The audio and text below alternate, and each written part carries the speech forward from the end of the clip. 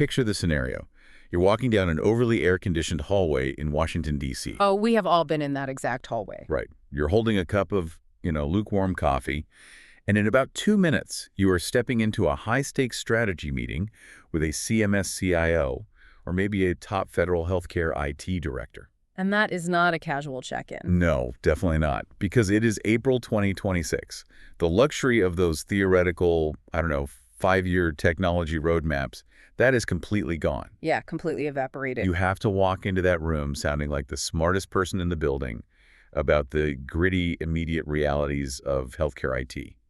You need to know government mandates, and you have to understand the Microsoft Cloud ecosystem inside and out. Because honestly, the pressure in those rooms right now is intense. I mean, federal health leadership is caught in a vice. Yeah. On one side, they have these hard, unforgiving compliance deadlines. And on the other side, they're facing an absolute onslaught of cybersecurity threats targeting their most sensitive data. It's a nightmare scenario. It is. They don't want a generic pitch about, the magic of the cloud. They need to know how to deploy compliant, functional architectures, and they basically needed it yesterday. So for this deep dive, we are equipping you for that exact meeting. We've gone through a massive stack of internal 2026 healthcare practice strategy reports from a Tier 1 IT consulting firm, and, well, we're extracting the core strategic plays. The really actionable stuff. Exactly. The mission here is to arm you with radical relevance. We aren't just talking about tech trends.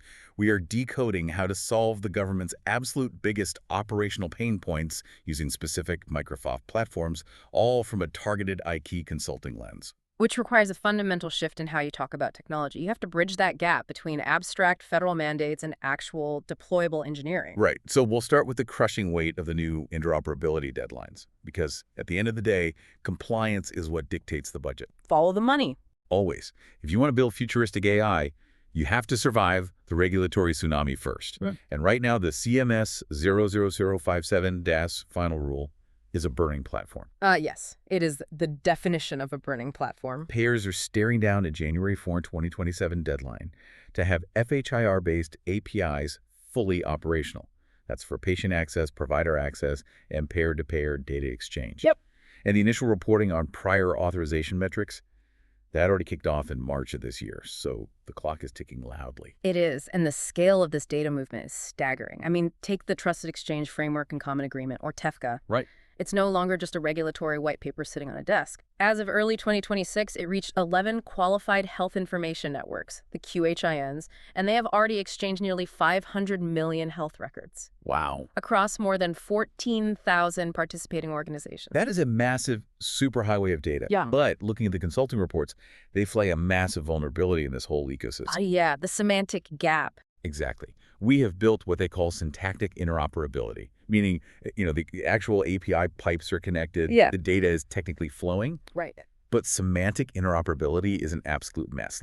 76% of surveyed organizations cite a lack of FHIR knowledge as their biggest barrier. Which is a huge bottleneck. It seems like health information organizations are still relying heavily on legacy HL7 version 2 and CDA documents instead of the modern FHIR APIs. Can you break down why that distinction matters mechanically? Yeah, of course. Think about syntactic versus semantic interoperability, like making a phone call. Okay. Syntactic interoperability means I dialed your number, the cell tower's connected, and your phone is ringing. The pipe works. The connection is there. Right. But semantic interoperability is what happens when you actually pick up the phone. If I speak English and you only speak Mandarin, the connection is essentially useless. We don't have a shared vocabulary. I see. So HL7 version 2 is basically the wrong language. It's an antiquated language. I mean, HL7 v2 messages are essentially rigid, pipe-delimited text strings, like just blocks of text separated by vertical lines. Exactly. They are clunky, they're hard to read, and they are incredibly hard for modern web applications to parse. FHIR, on the other hand, is built on modern internet standards like REST APIs and JSON. So it's web native. Completely.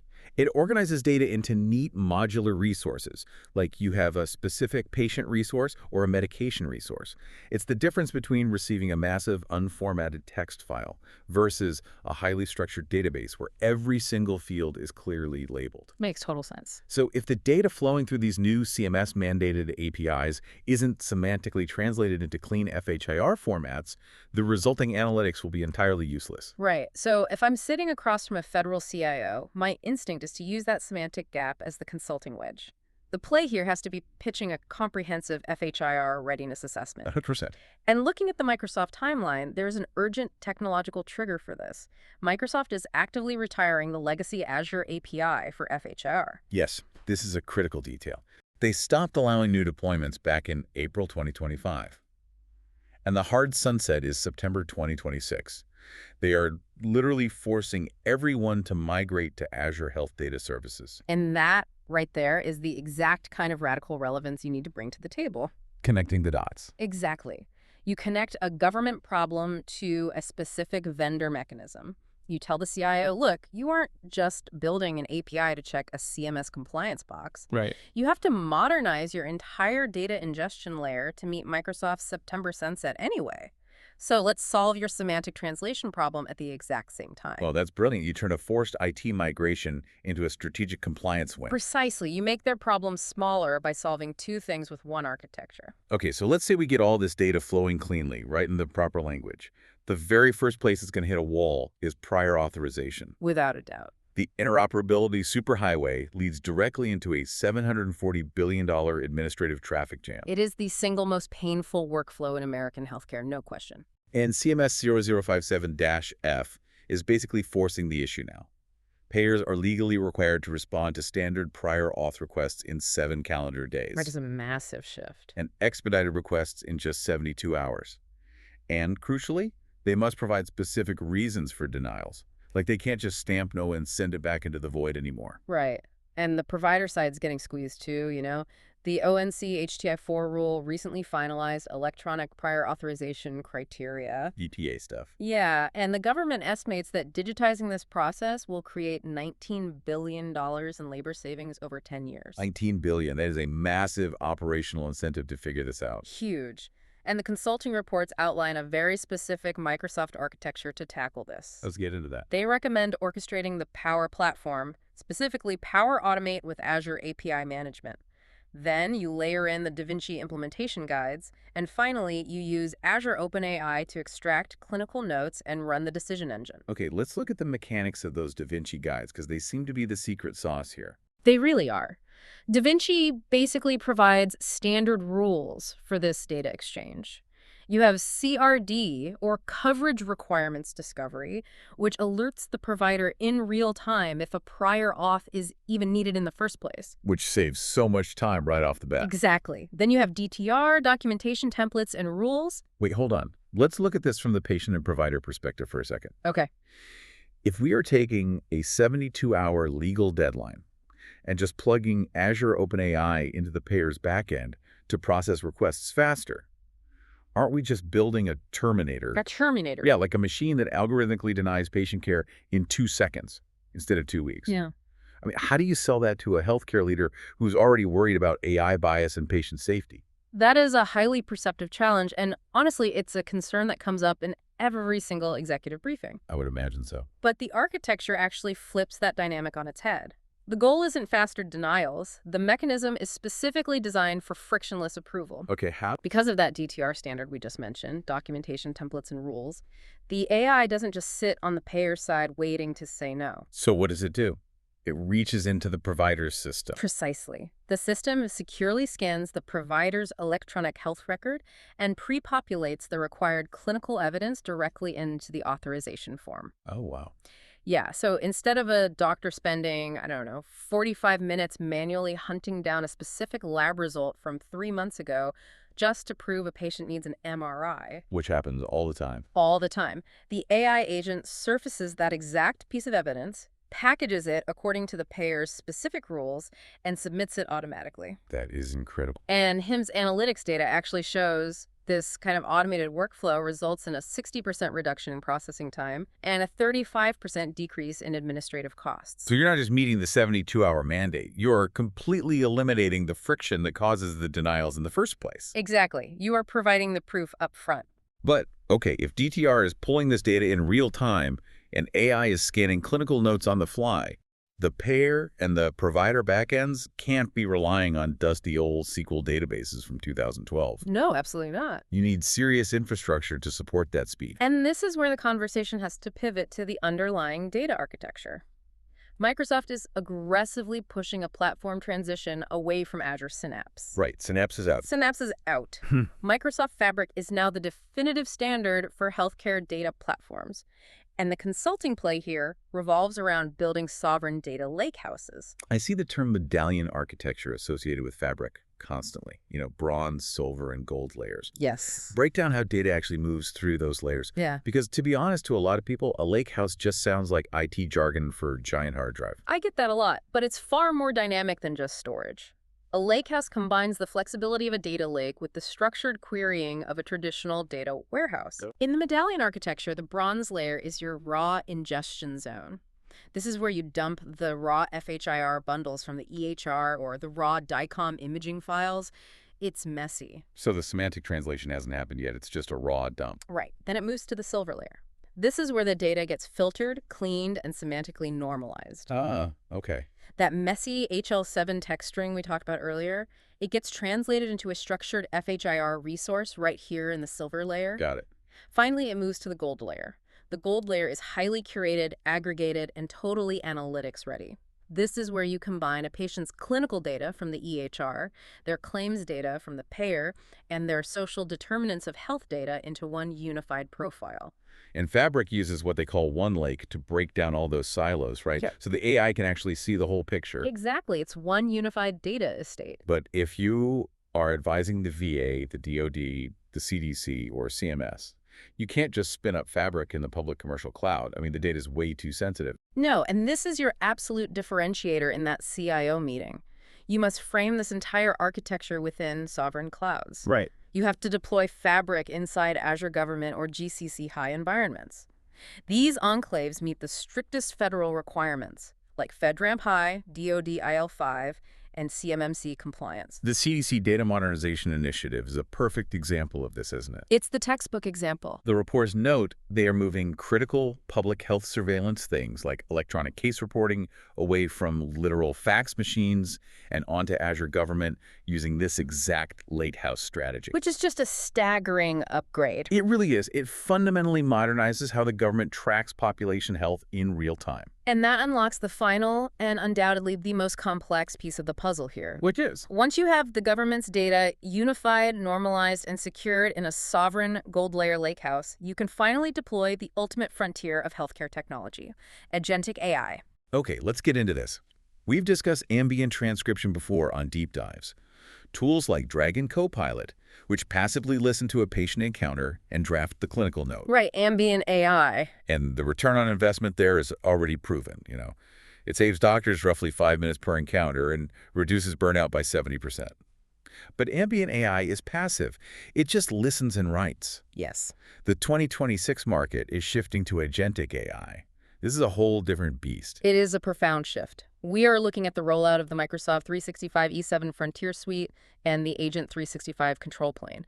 We are moving from a tool that just assists you to an autonomous agent that takes complex actions on your behalf across completely different systems. But introducing autonomous AI agents into a healthcare network brings us face-to-face with the cyber reality of 2026, which, quite frankly, is terrifying. It's bleak. Healthcare is the #1 target for ransomware globally right now. Cyber incidents surged 55% in 2025, and ransomware attacks jumped 36% late in the year. The attackers know how critical the systems are. Yeah. And the mechanism of these attacks has evolved. 96% of incidents now involve data exfiltration. It is double extortion. They don't just lock it anymore. No. They lock your systems, and then they demand a second ransom to prevent them from leaking your patient's sensitive records on the dark web. So deploying agentic AI into an environment facing that level of threat requires extreme caution. The consulting reports highlight the massive danger of oversharing with Copilot. Let's explain the mechanism of how Copilot actually overshares, because I think it's completely misunderstood by most people. Oh, absolutely. People think the AI is, like, hacking the system to find secrets. Yeah.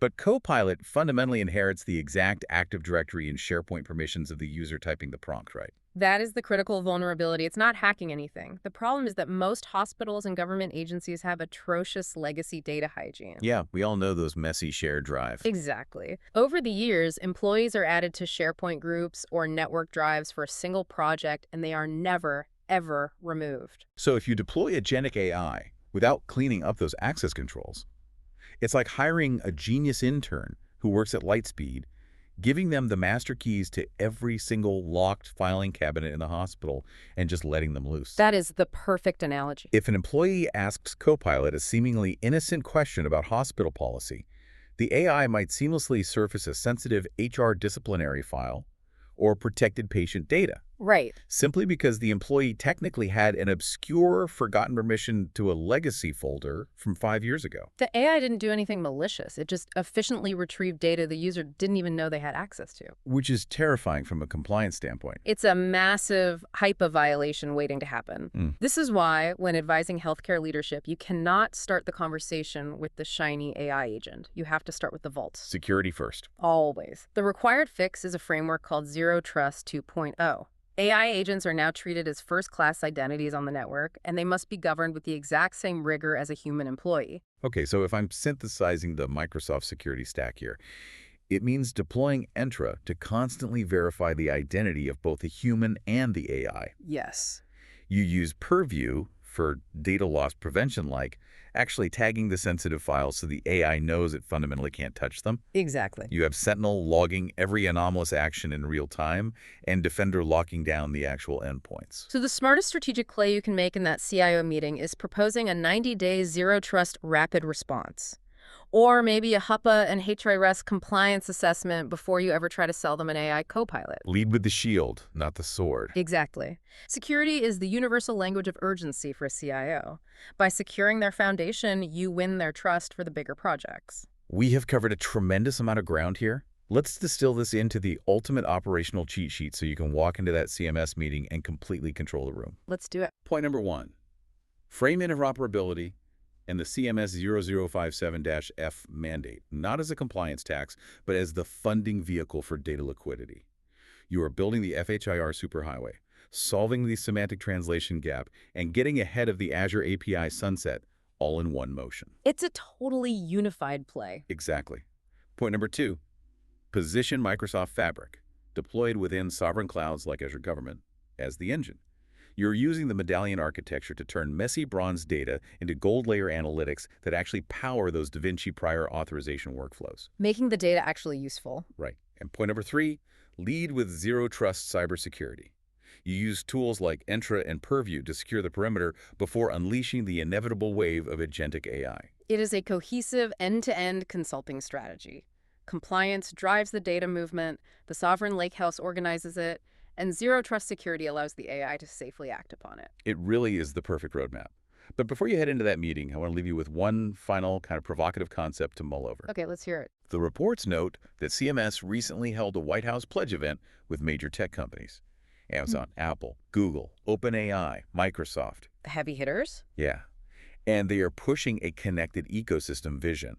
The ultimate goal is to kill paper intake entirely and revolutionize how care is navigated. Which sounds amazing on paper. It does. But as CMS accelerates toward this deeply connected, agent-driven ecosystem, think about the logical conclusion of the architecture we just discussed. What happens in 3 years when a patient-facing AI agent living on your smartphone starts autonomously negotiating coverage directly with the payer's AI agent, entirely without human intervention? Oh, wow. Right. The patient's AI analyzes the gold layer data and says, my clinical criteria proves my user needs this treatment. And then the insurance AI analyzes its own models and counters, well, our algorithms deny it. Exactly. Who breaks the tie? Who is legally and ethically responsible when two autonomous algorithms disagree on a life-saving treatment in milliseconds? Man, that is the ultimate collision of advanced cloud engineering and human healthcare policy. And given the sheer pace of these Microsoft deployments, it is a reality we are hurtling toward much faster than anyone in Washington truly It anticipates. really is. Something to think about while you're walking down that hallway. Take a deep breath, grab your coffee, and go absolutely crush that meeting. We'll see you on the next deep dive.